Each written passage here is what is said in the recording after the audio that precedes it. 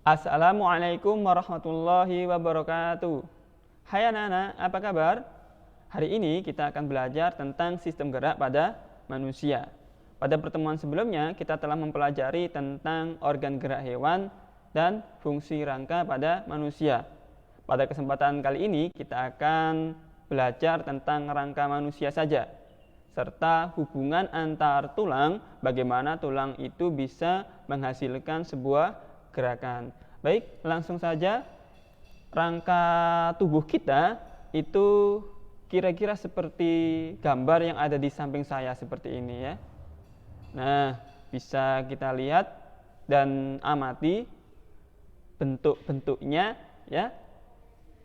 Mungkin dari kalian ada yang sudah tahu nama masing-masing dari tulang berikut ini.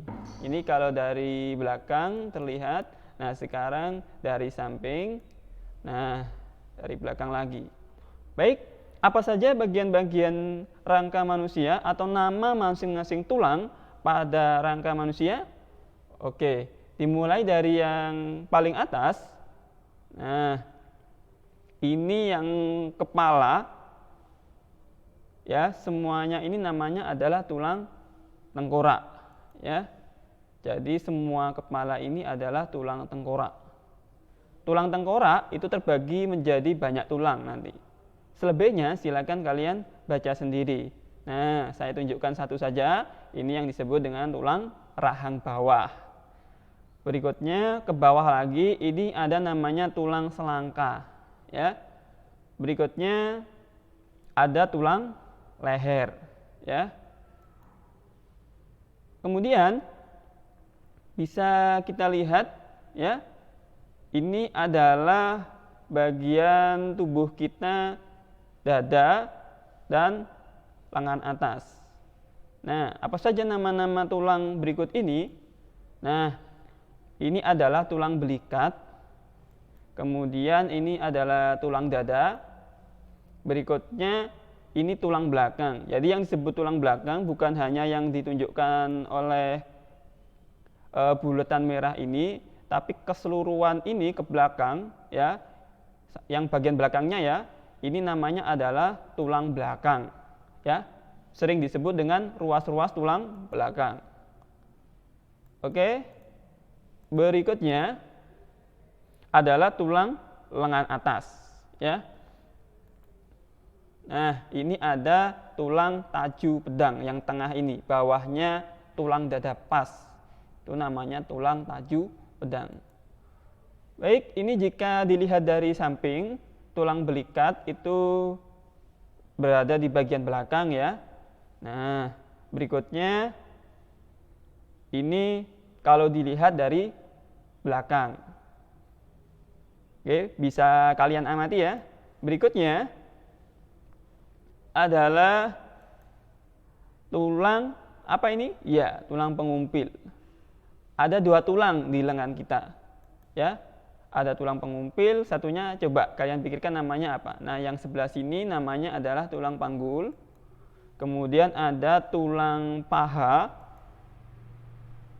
Dan ini ada tulang telapak tangan. Sekarang kita lihat jika lihat dari bagian samping, ya. Oke, jadi ada tulang telapak tangan terlihat jelas ya. Kemudian ada tulang ekor di sini, bentuknya seperti itu. Nah, yang satu lagi bagian lengan kita itu namanya adalah tulang hasta, ya. Berikutnya paling bawah bisa kalian amati bentuk tulangnya juga. Nah, ada yang namanya tulang tempurung lutut, ya. Bisa kalian pegang lutut kalian masing-masing. Nah, bentuknya seperti itu. Kemudian ini yang yang lebih besar dari bagian kaki kita itu namanya tulang kering. Ya, ini ada tulang pergelangan kaki. Nah, sebelahnya tulang kering itu ada namanya tulang betis, ya. Nah, jadi itu adalah nama-nama tulang pada tubuh kita. Nah, bentuknya itu ada tulang pipa. Jadi tulang pipa itu bentuknya panjang, bulat seperti pipa. Ya, jadi kali ini kita akan belajar tentang bentuk-bentuk tulang. Kira-kira apa saja yang tergolong tulang pipa dalam tubuh kita ini? Bisa kalian amati ya.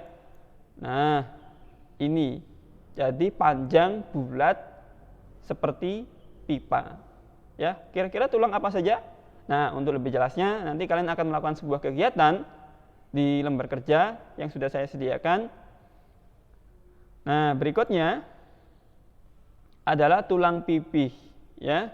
Tulang pipih itu tipis, ya.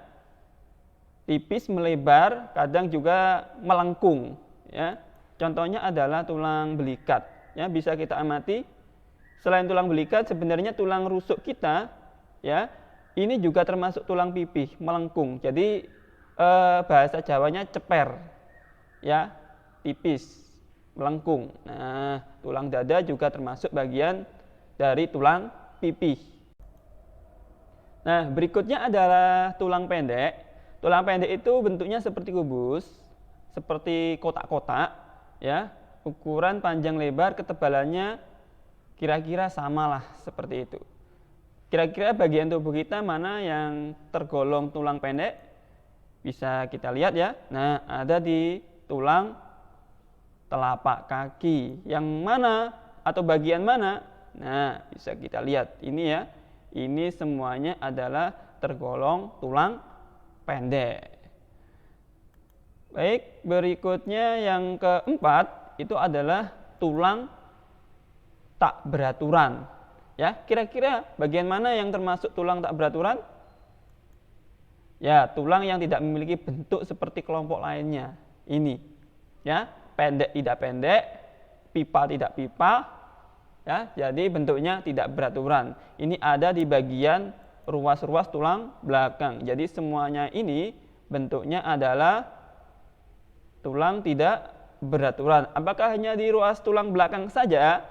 Tidak. Bisa kalian amati sendiri dan coba kalian pikirkan sendiri di lembar kerja yang akan kalian kerjakan nanti. Baik, berikutnya setelah kita mempelajari bentuk tulang, ya. Jadi bentuk tulang tadi ada 4. Yang pertama tulang pipa, yang kedua tulang pipih, yang ketiga tulang pendek, dan yang keempat adalah tulang tak beraturan. Kali ini kita akan mempelajari tentang hubungan antar tulang yang memungkinkan terjadinya gerakan, ya. Yang pertama adalah sendi engsel. Seperti apa sendi engsel itu? Sendi engsel itu merupakan sendi yang memungkinkan terjadinya pergerakan satu arah saja. Bisa kalian amati ya. Nah, jadi pergerakannya hanya satu arah. Seperti apa yang bisa kita lihat dalam kehidupan sehari-hari? Ya, seperti pintu, ya. Jadi kita bisa membuka pintu, buka tutup, itu gerakannya kan cuma satu arah, ya. Jadi sendi engsel seperti itu. Nah, ada di bagian tubuh kita yang mana? Nanti silakan kalian pikirkan ya, atau nanti silakan dilihat video yang terakhir yang akan saya tampilkan. Baik, berikutnya yang kedua, setelah sendi engsel ada yang namanya sendi putar, ya. Jadi memutar salah satu ujung tulang membuat gerakan berputar pada ujung tulang yang lain, ya. Jadi berputar. Ada di bagian mana? Nah, nanti akan kita pelajari. Kemudian yang ketiga ada yang namanya sendi peluru, ya. Ini bisa bergerak ke segala arah. Disebut peluru karena ini bentuknya bulat seperti isi peluru, ya. Nah, jadi dia bisa bergerak memutar ke kanan kiri, ya. Ini yang disebut dengan sendi peluru. Yang ketiga, yang keempat itu ada yang namanya sendi gulung. Sendi gulung itu mirip dengan sendi peluru, ya. Bisa gerak rotasi juga, tapi gerakannya tidak terbatas. Tapi gerakannya terbatas, ya. Kenapa terbatas? Ya bisa kita lihat karena bentuknya tidak bulat seperti sendi peluru tadi, ya. Bentuknya elips, ya, seperti telur. Jadi gerakannya terbatas. Berikutnya ada namanya sendi pelana. Nah, ini bisa membuat gerakan dua arah, ya. Bisa ke samping dan ke depan, ya. Bisa kita amati dan kalian perhatikan gerakannya. Nah, berikutnya yang terakhir adalah sendi geser. Nah, sendi geser itu adalah sendi yang memungkinkan menggeser tulang yang satu dengan yang lain, ya. Jadi seperti ini bisa kita amati. Nah, di bagian tubuh kita yang mana saja terdapat sendi-sendi berikut seperti yang saya sampaikan tadi. Nah, bisa kita saksikan atau kita simak video berikut, ya. Nah, ini adalah bagian tubuh kita, khususnya bagian rangka. Tadi ada berapa sendi? Ada 6 sendi, ya, hubungan antar tulang yang memungkinkan terjadinya pergerakan. Nah, yang pertama tadi, nah ini yang dibahas di sini yang pertama adalah sendi peluru, ya. Nah, ada di bagian mana ini? Ya, ini sudah jelas sekali, ya. Ada di bagian lengan atas dan tulang belikat. Kemudian ini sendi engsel ada di bagian lutut kita, ya, yang bisa memberikan gerakan satu arah saja. Kemudian yang ketiga itu ada sendi putar, ya. Jadi sendi putar itu terdapat pada bagian mana? Tulang atlas namanya dengan tulang tengkorak. Kemudian berikutnya ada sendi gulung yang tadi itu ada di antara tulang lengan, yaitu tulang pengumpil dan tulang hasta dengan tulang telapak tangan, ya. Kemudian ini sendi pelana itu ada di ini ibu jari, ya, jempol.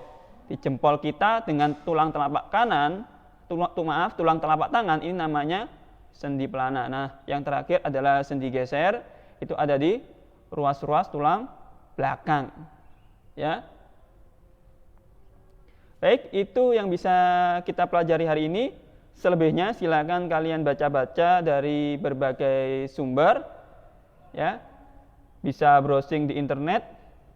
Nah, untuk menyelesaikan pelajaran hari ini, kalian harus menyelesaikan lembar kerja yang sudah saya sediakan di Google Classroom. Terima kasih. Saya akhiri, cukup sekian. Wassalamualaikum warahmatullahi wabarakatuh.